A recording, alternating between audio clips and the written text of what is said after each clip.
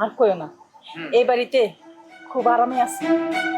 আরে আর বলো না আব্বা, মার এমন ভুলমন হয়েছে যে এই বাড়িতে আসার পর থেকেই তোমার বৌমার নানান রকম দোষ সে ধরতেছে।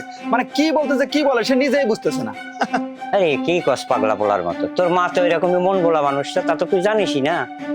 আর বললেন না আব্বা, আম্মা এই বাড়িতে আসার পর থেকে কি যে উল্টাপাল্টা কথা কইতেছে কিছুই বুঝি না। কি ব্যাপার, তুমি উল্টা পাল্টা কথা কইতেছো কেন? ওই তো ছেলের বাড়িতে আইছি তো, ভালো মন্দ খাইতেছি, ওই খুশিতে না সবকিছু উল্টাপাল্টা হয়ে যেতেছে। দেখছেন আব্বা, আমি কোনো মিথ্যা কথা বলছি? বৌমা, আমি তো তোমার কোনো দোষ দেই নাই।